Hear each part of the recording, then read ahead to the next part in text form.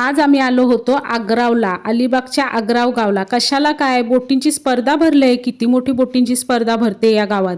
ही स्पर्धा बघायला आम्हाला बोलवलं होतं धरणकर भाऊनी, जे की या आग्राव गावातलेच आहेत. त्यांनी आम्हाला आवर्जून बोलवलं होतं की या बोटींची स्पर्धा बघा, आणि त्याचसाठी आम्ही आलेलो होतो. पण काय सांगू, आम्ही ऑलरेडी लेट झालो होतो. म्हणजे बोटींची स्पर्धा चालू पण झाली आणि आम्ही आत्ता पोचलो होतो. बघा आता कुठे गर्दी दिसते.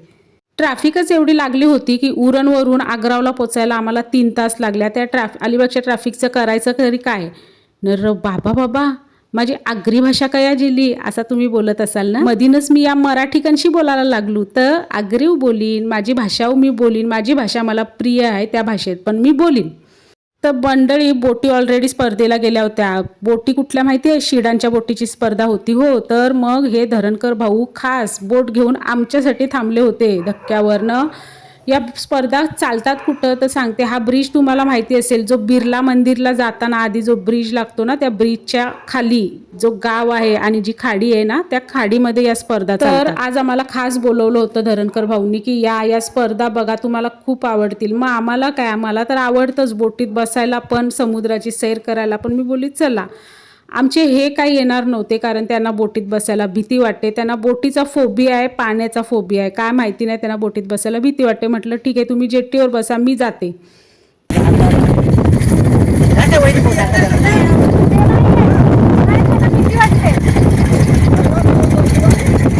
आपण जायचं आता.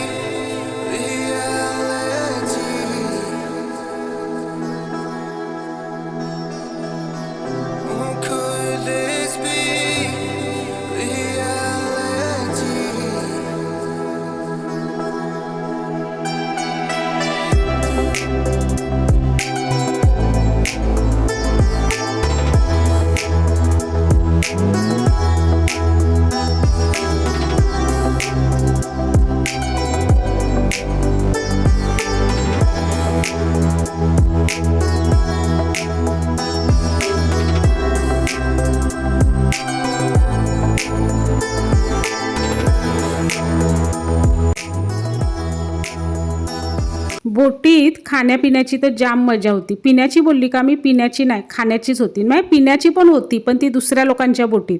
आम्ही काय पिणारे नव्हते, आम्ही खाणारे होते, म्हणून खाण्याची मजा होती. आणि एक बरं आहे, बोटीत कलिंगडाची बी कुठे टाकू प्रश्न नाही, टाक समुद्रात, आला तर येऊ दे झाड. एकामागून एक खाना येतच होता. आणि मी काय मला खायला असल्यावर कुठे पण न्या, मला खायला असला का कुठे पण न्या, मला बरं वाटतं.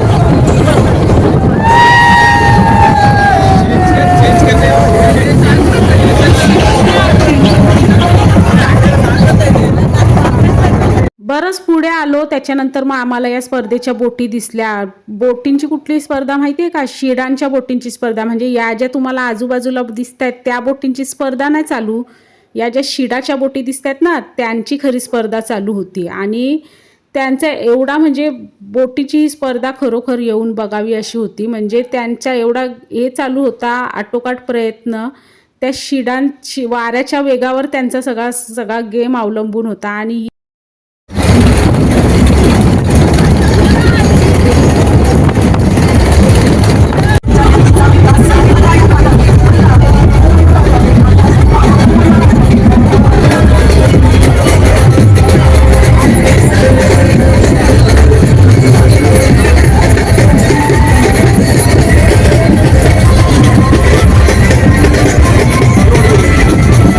क्रीडांच्या या बोटींची स्पर्धा खरोखर बघण्यासारखी होती. म्हणजे आपल्याला वाटत असतं की हां, ही बोट आता पहिली आहे तर हीच बोट आता या बोटीचाच नंबर येईल.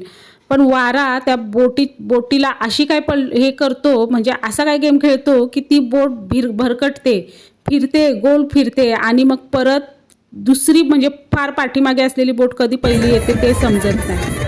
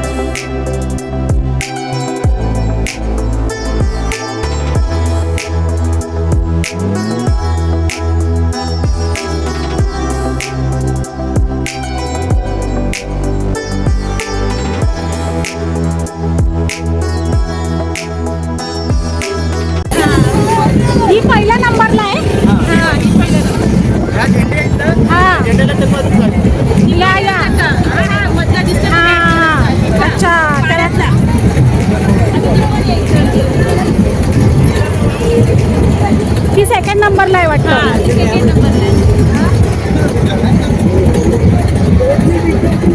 ती कुठली आहे, नाव काय त्या बोटीचं? ही कुठली आहे? बघितलं ना नाव काय आहे.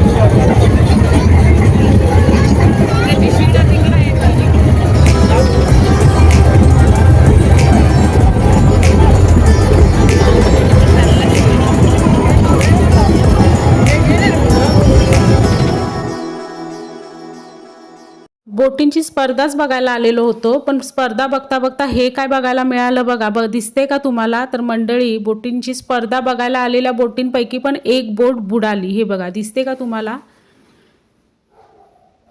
तर मंडळी हे बघा, तर बोट बुडाली म्हणजे स्पर्धा बघता बघता सगळे बोलायला लागले बोट बुडाली बोट बुडाली. बघितलं तर खरोखर बोट बुडाली होती. आणि मंडळी बघा, हे आपले कोळी बांधव दररोज सागराशी सामना करत असतात.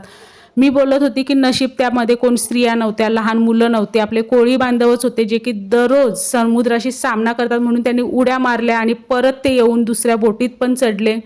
आणि हे आमचे धरणकर भाऊ, हे पण कोळी आहेत, हे पण दररोज बोटीवर जातात, समुद्राशी सामना करतात आणि मच्छी पकडतात. दररोज यांचा पण समुद्राशी सामना असतो. सलाम त्यांना.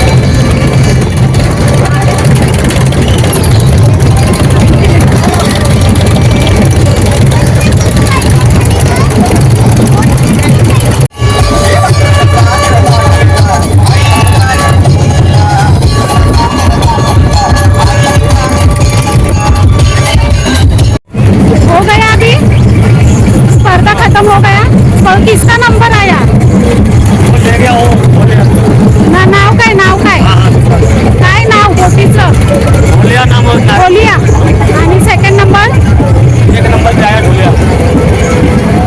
आत्ताच बोट बुडलेली बघितली. आणि हे काय, आता बोटीचं ॲक्सिडंट म्हणजे दोन बोटींची एकमेकींशी टक्कर झाली. जशी की आपण बोलतो ना गाड्यांची टक्कर होते, तशी बोटींची पण टक्कर होते. आणि बघा, इथे दोन बोटींची पण टक्कर बघायला मिळाली. समोर एवढ्या बोटी बघून आता मला तर भीतीच वाटायला लागली. म्हणजे एवढा उशीर मला काय वाटलं नव्हतं, पण आता बोटींच्या टक्कराटक्करी व्हायला लागल्या होत्या. आणि आमची बोट पण आता इकडेच जाणार होती, धक्क्याला लागणार होती. पण आता धक्क्याला जायचं कसं, जेट्टीवर जाऊ तरी कसं, कारण बोटींची आता इथे पूर्ण ट्रॅफिक जॅम झालं होतं. तर आमचे ते धरणकर भाऊ बोलले की आता आपली बोट काही जेटीला लागणार नाही, आता ज्या बोटी जेटीला लागल्या त्याच लागलेल्या असतील. मग आता आपण काय करायचं आहे, तर एक बोट पालटून दुसऱ्या बोटीत, दुसरी बोट पालटून तिसऱ्या बोटीत, तिसरी बोट पालटून चौथ्या, म्हणजे जेटी येईपर्यंत आपल्याला बोटी पालटून जायला लागणार आहे. तर आता मात्र माझी घाबरगुंडी उडाली, कारण आता बोटी कशा काय क्रॉस करायच्या. म्हणजे बाकीचं सगळं ठीक होतं, एवढा उशीर मज्जा केली, मस्त वारा खाल्ला, समुद्राच्या लाटा बघितल्या. पण आता हा जो टास्क आला, यात मला खरोखर घाबरायला झालं होतं.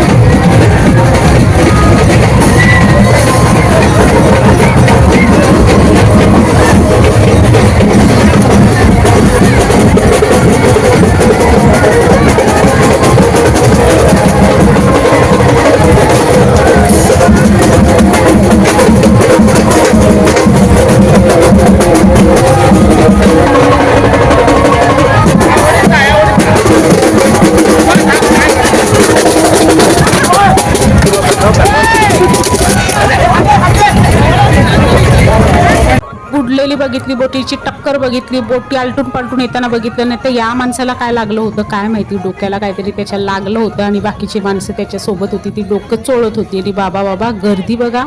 त्याच्यामुळे या मजा घ्या, पण आपल्यासोबत लहान मुलं बायका यांनी काळजी घ्या.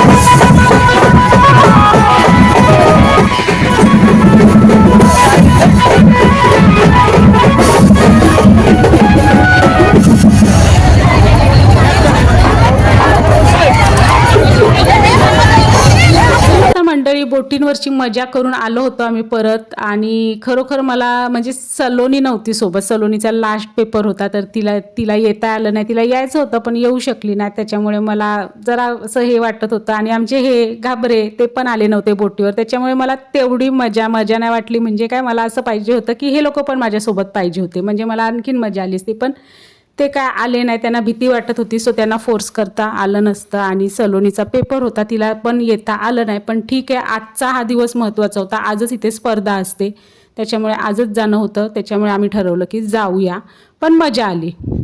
आणि आता स्पर्धेच्या बोटी पण रिटर्न येत होत्या, ज्या बोटी आता पहिला नंबर आला, दुसरा नंबर आला, तिसरा नंबर आला. तर तुम्हाला सांगते, म्हणजे आपल्याला बोटीतून कळत नाही एक्झॅक्टली कुठली बोट पहिली आली ती, कारण कुठून बोटी अशा येत असतात ते समजत नाही. तिकडे एक झेंडा लावलेला असतो, त्या झेंड्याला वळसा घालून यायचं असतं. तर मला वाटते ही जी बोट आली आहे ना, ही या बोटीचं नाव आहे हिरावती आणि या बोटीचा पहिला नंबर आलेला आहे.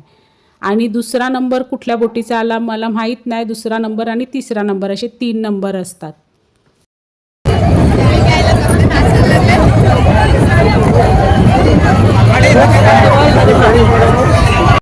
धरणकर भाऊंच्या बायकोने आमच्यासाठी खास कोळी पद्धतीचं जेवण बनवलं होतं, माशांचं जेवण बनवलं होतं. आणि माशांच्या जेवणात प्रकार पण केवढे होते, खूप प्रकार होते. आणि कोळी लोकांकडे मी जेवणार होतो पहिल्यांदाच आणि हे आमचे मनोज भाऊ लाजत होते, बोलत होते माझी व्हिडिओ नका काढू.